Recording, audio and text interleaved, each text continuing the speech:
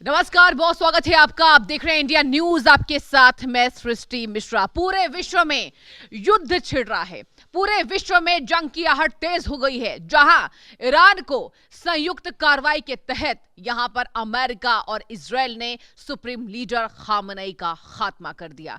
और अब कहा यह जा रहा है कि तमाम विश्व युद्ध की घंटी के बीच भारत में इसका कितना व्यापक असर होने वाला है, इसको लेकर तमाम भविष्यवाणियां की जा रही है। और यही वजह है कि हमने मुनासिब समझा कि हम इंडिया न्यूज पर इस बात की चर्चा करें, तमाम भविष्यवाणियों को आप तक लेकर जाए कि आखिर भारत में इसका कितना व्यापक असर पड़ेगा। हमारे साथ तमाम आप देखिए ज्योतिषाचार्य मौजूद हैं। हम जानेंगे क्या भारत के लिए खतरे की घंटी है, क्या भारत में इसका कोई प्रभाव नहीं पड़ेगा। हमारे साथ मौजूद है आचार्य चंद्रमणि जी, बहुत स्वागत है इंडिया न्यूज पर। आचार्य तोशिका जी, बहुत स्वागत है आपका भी। आचार्य सैवी जी, आपका भी बहुत स्वागत है। और आचार्य अरविंद जी, आपका भी बहुत बहुत स्वागत है। सबसे पहले शुरुआत अरविंद जी मैं आपसे करना चाहूंगी। आचार्य जी बताइए, ये जो खतरे की घंटी है, इस पर आप कैसे भारत पर इसका प्रभाव देख रहे हैं? ऐसा है कि ये जो प्रभाव इस टाइम पे पड़ा हुआ है वर्ल्ड पे, जी। तो ये जो अपनी कंट्री के विषय में आपने पूछा, भारत देश के विषय में पूछा, तो भारत इन सब चीज़ों से विधिवत सुरक्षित है और भारत पे इसका किसी भी प्रकार का कोई जो है असर पड़ने वाला नहीं है। हाँ, ठीक है। व्यापारिक दृष्टिकोण से जरूर भारत पे असर पड़ेगा। जैसे कि पीछे भी अभी जो है, जो आपका नया वर्ष आया, उसके आधार पे जो जिन जिन विषय में हमने उनके नवनूतन वर्ष जो आपका जो है इंग्लिश के आधार पे आता है, इंग्लिश तारीख के आधार पे, उसमें जैसे बृहस्पति की विशेष जो है कहा गया है। तो बृहस्पति जो है धातु का कारक है जी। और धातु में जैसे आपकी स्वर्ण है, चांदी है, तामा है आदि, इन धातुओं पे जो है प्रभाव विशेष पड़ेगा इस युद्ध का। और युद्ध के साथ साथ जो व्यापारिक महंगाई चीज़ें हैं उनका प्रभाव बहुत ज़्यादा पड़ेगा। आप बहुत ही जल्दी देखेंगे कि सोना 2 के आसपास पहुंच जाएगा, चांदी 3 प्लस जा सकती है। बढ़ रहा है। तो इसलिए भारत में एक व्यापारिक दृष्टिकोण की मार पड़ेगी। बाकी वैसे जो है युद्ध के उससे देखें तो भारत पूरी तरह से सुरक्षित है। ये बहुत अच्छी जानकारी आपने दी और देखिए दर्शक इससे खुश हुए होंगे अवश्य, क्योंकि यहाँ पे भारत के लोगों में भी एक डर का माहौल है इस तमाम विश्व युद्ध की घंटी को बजते हुए देख। आचार्य सैवी जी मैं आपके पास आना चाहूंगी। बताइए सैवी जी, भारत पर कितना ज्यादा इसका प्रभाव, और अगर हम प्रधानमंत्री की बात करें, क्या कोई असर होगा और क्या इसका कुछ नकारात्मक इंपैक्ट भारत में आता दिखाई देगा? बिल्कुल, बहुत अच्छा प्रश्न आपने पूछा है सृष्टि जी, क्योंकि देश के साथ साथ देश का जो नेतृत्व कर रहे हैं उनको भी जानना और समझना और उनकी ग्रह दशाओं को समझना बहुत महत्वपूर्ण हो जाता है। देखिए, अभी जो भारत देश है वो मंगल की दशा से है, अभी महादशा से जो है वो गुजर रहा है। और साथ के साथ मोदी जी जो है उनके लग्न में ही मंगल और चंद्रमा, और मंगल जो है वो साथ में स्थित है। चंद्रमा क्योंकि वृश्चिक लग्न की उनकी कुंडली बनती है, तो यहाँ पर रोचक योग भी जो है वो उनके लग्न में बनता है और वो भी मंगल की ही दशा से प्रभावित हो रहे हैं। अब ये दोनों चीजों का कॉम्बिनेशन अगर आप समझते हैं तो मंगल जो है वो अग्रेशन है, लेकिन मंगल सेनापति भी है। मंगल जो है अब नव संवत जो शुरू होने वाला है उसमें मंगल जो आएगा वो मंत्री की उपाधि पर भी रहते आने वाला है। तो ऐसे में यहाँ पे ये टोटल कैलकुलेशन अगर आप करते हैं तो हमारे देश के लिए ये जो समय है, क्योंकि हमारी खुद की मिलिट्री कैपेसिटी, हमारी खुद की निर्णय लेने की क्षमता जो है वो अच्छी होती हुई नजर आती है, इसलिए कहीं ना कहीं भारत सुरक्षित है। लेकिन अभी आप देखेंगे कि लग्न की जो दशा है हमारी, उससे भी भारत प्रभावित होगा। शुक्र की अभी ट्रांजिट में शुक्र उच्च के भी हो रहे हैं और हमारी क्योंकि वृष लग्न की कुंडली बनती है भारत की, लेकिन तुला राशि जो है वो हमारे छठे भाव में आती है। ये शत्रुओं का भाव है, ये लड़ाई झगड़े का भी भाव माना जाता है, ये कंपटीशन का भाव है। तो ऐसे में मंगल की दशा आने से आप देखेंगे कि भूमि से रिलेटेड विवाद जो है वो बहुत बढ़ने वाले हैं। दूसरी चीज, किसान आंदोलन जो है वो मुझे देश में कहीं ना कहीं आने वाले समय में होते हुए नजर आएगा। लेकिन इसका रीजन जो है वो विशेष करके ये होगा कि जो ऑपोजिशन पार्टीज है वो इतना ज्यादा जेंजीज को, युवाओं को कहीं ना कहीं एक तरीके से एग्रीगेट करने का, एग्रीवेट करने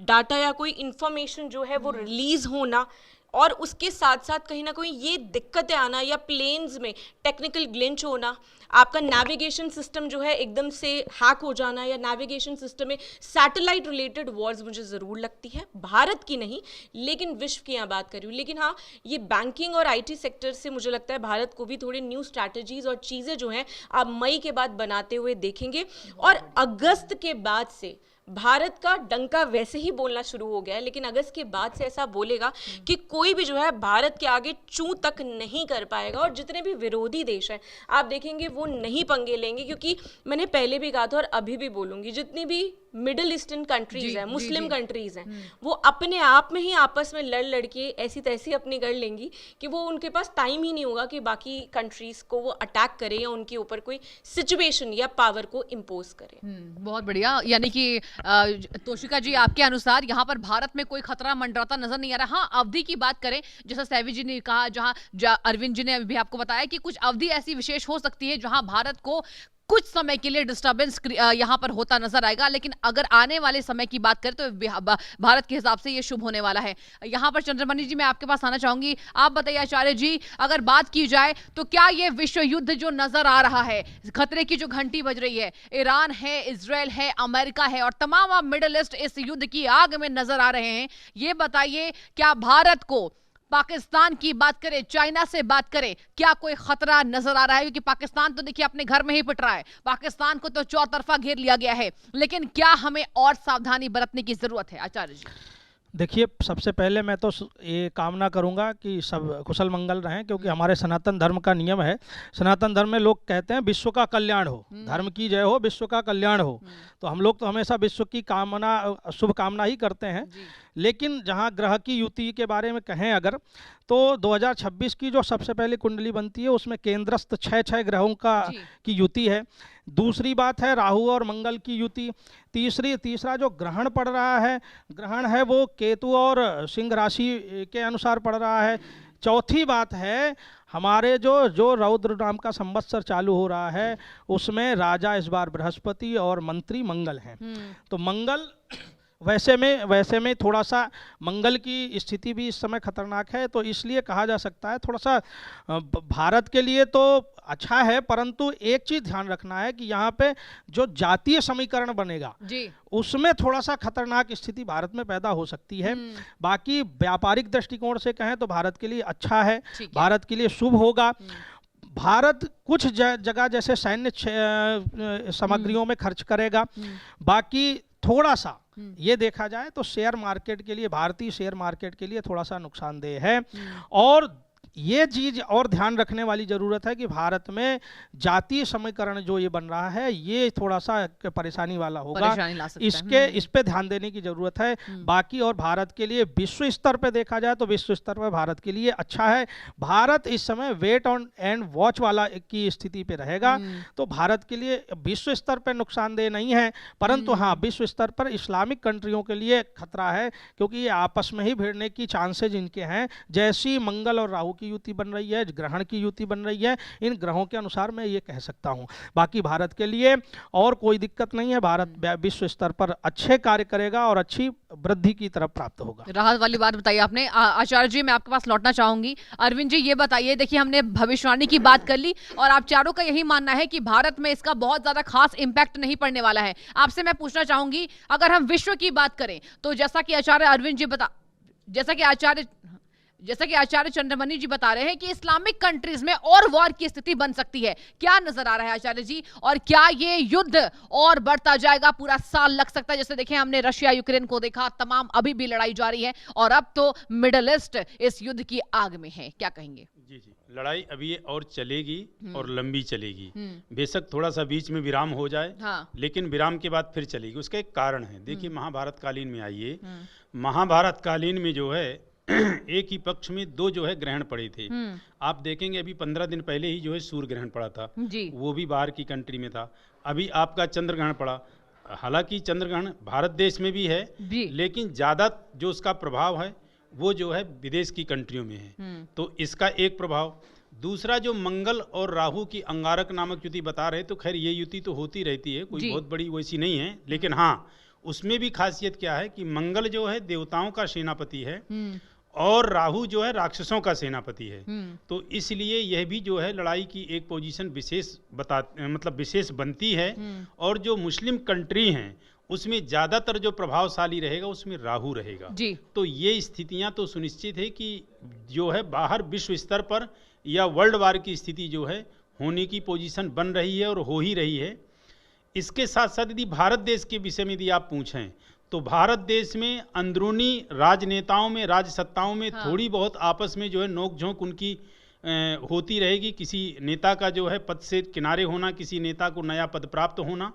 लेकिन जहाँ तक कहा जाए सैनिक दल के रूप में या जहाँ तक कहा जाए कि सेना के उसमें जो है किसी प्रकार की किसी देश से कोई नोक झोंक या किसी प्रकार की कोई लड़ाई, तो ये स्थिति बिल्कुल भी नहीं बनेगी। तो इसलिए भारत हर लहजे से जो है लड़ाई के क्षेत्र से सुरक्षित है। व्यापारिक दृष्टिकोण से उतार चढ़ाव रहेगा। जैसा कि अभी पंडित जी ने कहा कि जातीकरण, तो जातीकरण का थोड़ा सा मामला जो है ध्यान देना चाहिए। ये जातीकरण वाला मामला ज़्यादा नहीं बढ़ना चाहिए, नहीं इससे जो है भारत के अंदरूनी पोजीशन पे जो है दिक्कत उत्पन्न हो रही हैं और अभी आपको दिख भी रही कि हो ही रही हैं। तो इस चीज का विशेष ध्यान देना। आचार्य सैवी जी, मैं आपके पास लौटना चाहूंगी। सैवी जी, ये बताइए, कहा जा रहा है कि वैश्विक श्रृंखला आपूर्ति यहाँ पर नजर आएगी और ये भी कहा जा रहा है कि ये महाविनाश है, ये सर्वनाश है और ऐसा नहीं है, यहाँ पर तमाम कंट्रीज पर इसका बहुत बुरा असर पड़ने वाला है। आप देखिए अमेरिका जो है वो पीछे हटने को तैयार ही नहीं है, खामनेई का खात्मा कर दिया दोनों कंट्रीज ने मिलकर। और अब ये कहा जा रहा है कि ईरान में जो स्थिति है ये बाकी देशों से ईरान बदला लेगा। बताइए क्या नजर आ रहा है? बिल्कुल, देखिए अभी आचार्यगणों ने बहुत अच्छे तरीके से ये चीज़ का वर्णन किया है कि ग्रहों के जो गोचर है, ग्रहों के जो ट्रांजिट्स हैं उन्हें आप नकार नहीं सकते हैं। और विश्व में आप देखिए, हम भारत की बात तो करें क्योंकि हम भारत के नागरिक हैं और हम चाहते हैं कि भारत जो है वो विश्व भर में विख्याति और प्रसिद्धि जो है वो प्राप्त करे और वो करेगा भी। लेकिन जैसा कि अभी आचार्य जी ने बताया कि शेयर मार्केट क्रैश करेगी और अभी आचार्य अरविंद जी ने ये भी बोला था कि सोने चांदी के रेट जो है वो आपको बढ़ते हुए नजर आएंगे। अब दोनों चीजों को जो लोग जियोपॉलिटिकल सिनेरियो समझते हैं वो बहुत बखूबी समझ सकते हैं कि जब भी देश विदेश में ऐसी स्थितियां आती हैं जहां पे आर्थिक यानी कि फाइनेंशियल इनस्टेबिलिटी होती है, ऐसे में धातुओं के रेट जो है वो तेजी से ऊपर बढ़ते हैं और क्रैश होती है शेयर मार्केट हमेशा। और ये जो संतुलन और ये जो अभी समय रहने वाला है, विशेष करके देखेंगे अप्रैल तक, क्योंकि चंद्रमा जो है वो हमारी इकोनॉमी का कारक ग्रह है और इकोनॉमी जो है यानी कि मॉनेटरी एक्सचेंज, मॉनेटरी इकोनॉमी, जो लिक्विडिटी है, कैश इनफ्लो है, उसका नेतृत्व करने वाला ग्रहण ग्रह जो है वो चंद्र ग्रहण आ रहा है। ऐसे में 45 दिनों के अंतर्गत शेयर मार्केट में बहुत बड़ा डाउनफॉल और क्रैश जो है वो आपको देखने को मिलेगा। और जैसे ही देवगुरु बृहस्पति अपनी उच्च राशि में ट्रांजिट करेगा तो कॉपर, चांदी और साथ के साथ में सोने का रेट जो है वो आप बढ़ते हुए देखेंगे। ठीक है। विश्व स्तर पर अगर हम बात करते हैं जियोपॉलिटिकल की, और मैं सबसे पहले आपके चैनल को बधाई देना चाहती हूँ क्योंकि आपके चैनल के माध्यम से ही बैठ के हमने कंटिन्यूसली वॉर की प्रेडिक्शंस जो है वो रिपीटेडली की थी और काफी सारी उनमें से प्रेडिक्शंस जो है वो सच होती हुई भी नजर आई कि जैसे 11 जनवरी के आसपास उन्होंने अपना वॉरशिप जो है अमेरिका ने वो कैसे समुद्र में उतार दिया था। काफी सारे लोगों ने बोला था कि ट्रंप जो है वो अपना टैरिफ वापसी ले लेंगे, बट वैसा नहीं हुआ। उन्होंने वापसी ली और 10% बढ़ा के दे दिया, यानी कि आई वॉश। ट्रंप की कुंडली की अगर हम बात करते हैं विशेष करके, क्योंकि हर आप गणना अगर करें तो इस समय के दौरान विश्व भर में जो स्थितियां बनी है सबका जो लेखा जोखा है वो कहीं ना कहीं अमेरिका के ही थ्रू होता हुआ नजर आ रहा है। ट्रंप की अष्टम भाव की जो अमेरिका की जो कुंडली है उसके अष्टम भाव की दशा चल रही है। रेट्रो उनका बुध है अष्टम भाव का स्वामी और राहु जो कि नियमित तौर से रेट्रो चलता है। दो रेट्रो ग्रहों की दशा से प्रभावित होने के कारण और अष्टम भाव कंटिन्यूस इंस्टेबिलिटी। बुध यानी कि वाणी, हर निर्णय जो वो लेंगे वो उससे पलटेंगे, मुकरेंगे और कहीं ना कहीं इसका जो खामियाजा है वो देश भर विदेश भर के जो लोग हैं वो भरते हुए आपको नजर आएंगे।